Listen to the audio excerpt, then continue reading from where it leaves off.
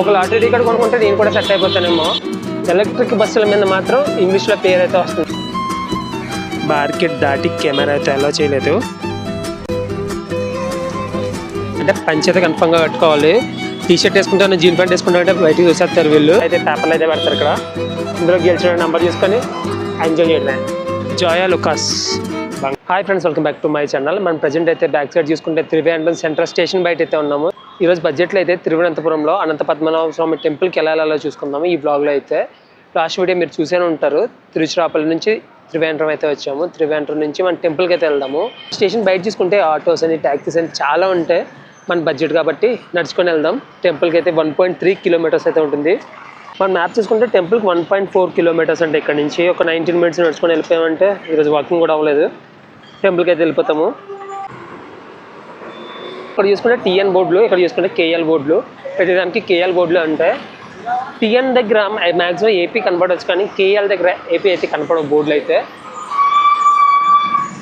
Crowd అయితే full ఉన్నారు జనాలు.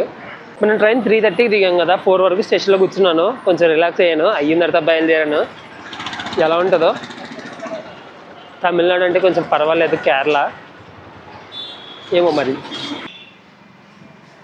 తమిళనాడులో లాగే కేరళలో కూడా బస్సుల మీద ఇంగ్లీష్ ఉండదు, మలయాళం నేర్చుకుంటే రావాలి ఇక్కడ బస్సు ఎక్కాలంటే. ఎలక్ట్రిక్ బస్సుల మీద మాత్రం ఇంగ్లీష్లో పేరు అయితే వస్తుంది. నార్మల్ బస్సులు ఉంటాయి కదా, డొక్కు బస్సులు, ఆ బస్సుల మీద అయితే పేర్లు ఎలక్ట్రికల్ బస్ వెళ్తుంది కదా, అది దాని మీద అయితే పేరు వస్తుంది డిస్ప్లేలో. మలయాళంలో వస్తుంది, ఇంగ్లీష్లో వస్తుంది. ఇంగ్లీష్ అన్న రావాలి, మలయాళం అన్న రావాలి ఇక్కడ సరే అవ్వాలంటే మనం. ఇప్పుడు కూడా టెంపరేచర్ ఇక్కడ 32 ఉంది. 4కి 32, టైం అయితే 4 అయ్యింది. 4కి 32 టెంపరేచర్ ఉంది. చూసుకుంటే Shri Murugan lottery agency. Lottery టికెట్లు ఎంత పెద్ద షాప్ అయితే అమ్ముతున్నారు చూసారా. పబ్లిక్గా అమ్ముతారు ఇక్కడ లాటరీ టికెట్స్, లీగల్ ఇక్కడ లాటరీ టికెట్స్ అమ్మడం.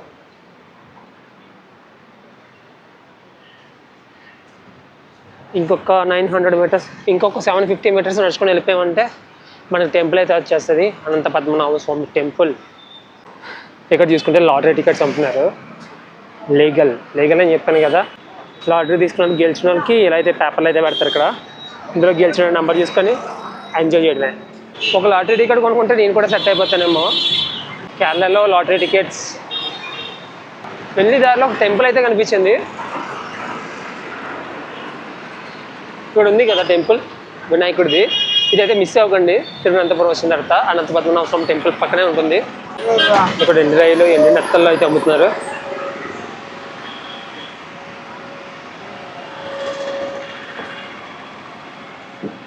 KSRTC మన ఎదురుగుంటా చూసుకుంటే అనంత పద్మనాభ స్వామి ఆలయం. బస్సులన్నీ ఇక్కడ ఆగితే మనం ఎక్కడికైనా వెళ్ళాలంటే బస్సులు ఎక్కొచ్చు. అక్కడ చూసుకుంటే అనంత పద్మనాభ స్వామి ఆలయం అయితే కనబడుతుంది మనకి. ఈ పక్కన చూసుకుంటే లాటరీ టికెట్లు కూడా కనబడుతున్నాయి. లాటరీ టికెట్లకి అయితే టెంప్ట్ అవ్వకండి వచ్చిన వాళ్ళు, వచ్చేదే ఉండదు ఇక్కడైతే.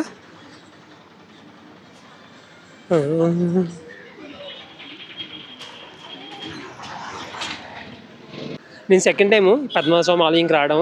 లాస్ట్గా 5 months బ్యాక్ అయితే వచ్చాను. మళ్ళీ ఇప్పుడైతే వస్తున్నాను. అప్పుడైతే వేరేగా వచ్చాను, ఆటో మీద వచ్చాను. ఇప్పుడైతే నడుచుకొని వచ్చేస్తున్నాను. స్టేషన్ నుంచి ఇంత దగ్గర ఇప్పుడు దాకా నాకు తెలీదు. నేను ఆటో వాళ్ళకి డబ్బులు గట్టిగానే దెబ్బెట్టాను లాస్ట్ టైము. జోయా లుకాస్. బంగారం కొనుగోలితే కొనుక్కోవచ్చు కదా.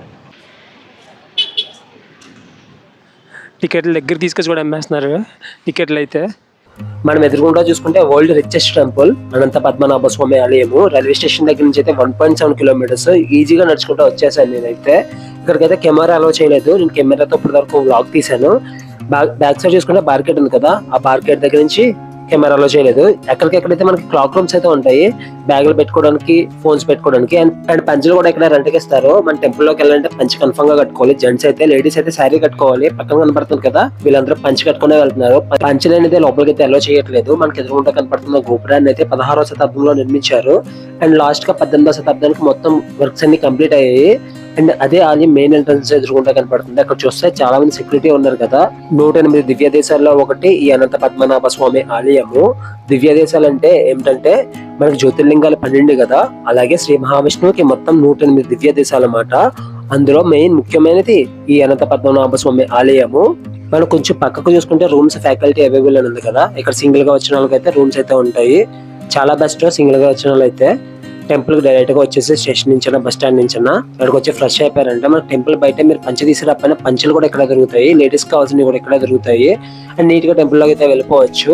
మెయిన్ గా ఈ టెంపుల్ లో జరిగే ఉత్సవాలు ఏమిటంటే తులమాసం అంటే సెప్టెంబర్ లేదా అక్టోబర్ లో, ఫాల్గున్ మాసం మార్చ్ లేదా ఏప్రిల్ లో, అంటే రీసెంట్ గా ఏప్రిల్ లో జరిగిన ఉత్సవాలకి ఈ బొమ్మలు అయితే పెట్టారన్నమాట వీళ్ళు. ఇలా 6 నెలలకు జరిగే ఉత్సవాలని అల్సి ఉత్సవాలు అని అంటారు. ఆలయం గురించి మాట్లాడుకుంటే దర్శనానికి అయితే నాకు గంట సమయం అయితే పట్టింది. లోపల స్వామిని చూడడానికి అయితే 3 ద్వారాల గుండా అయితే చూడాలి. ఫస్ట్ ద్వారంలో విష్ణుమూర్తి చేతి కింద ఉన్న శివుని ముఖము, రెండో ద్వారంలో నాభి, మూడో ద్వారంలో విష్ణుమూర్తి పాదాలు అయితే కనిపిస్తాయి మనకి. అలాగే మనకి పక్కన చెప్పల్ స్టాండ్లు కూడా ఉన్నాయి. అండ్ పక్కన చిన్న చిన్న రూమ్స్ కనబడుతున్నాయి కదా, అవేంటి అనుకుంటున్నారు, పంచె మార్చుకోవడానికి రూమ్స్ మాట. లేడీస్ కూడా శారీస్ మార్చుకోవడానికి రూమ్స్ అవే. ఇక్కడ అన్ని ఫెసిలిటీస్ మనకు అందుబాటులో ఉన్నాయి. వాష్రూమ్స్ కూడా ఎక్కడికక్కడ మనకు అందుబాటులో అయితే ఉన్నాయి. మనం ఎదురుకుండా చూస్తుంది పద్మతీర్థము. ఇక్కడ ఉన్న కథ ఏమిటంటే బలరాముడు తన తీర్థయాత్రలో భాగంగా ఇక్కడికి వచ్చి పంచసరస్సులో స్నానం చేశారంట.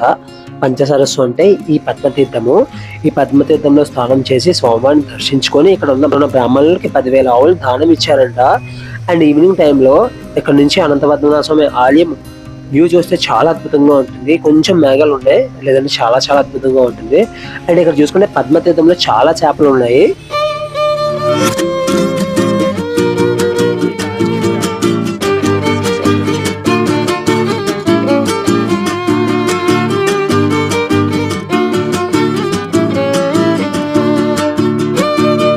వ్యూ అయితే చాలా బాగుంది ఈవినింగ్ టైంలో.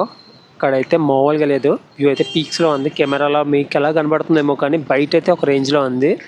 లాటరీ టికెట్ వాళ్ళు అయితే ఎక్కడ పోయినా అయితే వదలట్లేదు. లాటరీ టికెట్లు పట్టుకుని వెనకాల వచ్చేస్తున్నారు, కొన్ని అని చెప్పి. వాళ్ళేమో మలయాళంలో చెప్తారు కొనమని.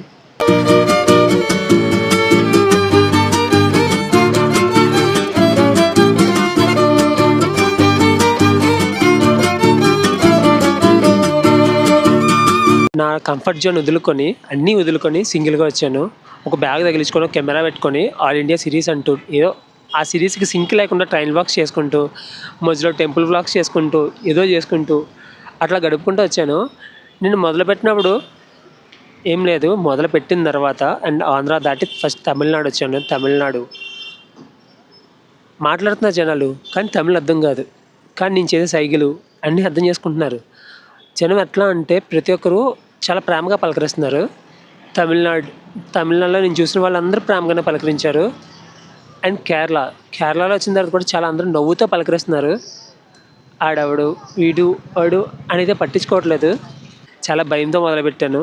ఇక్కడ వరకు బాగానే వచ్చాను. ఎక్కడో కాకినాడలో మొదలుపెట్టి తిరువనంతపురం అనంత పద్మనాభ స్వామి ఆలయం దాకా అయితే బాగానే వచ్చాను.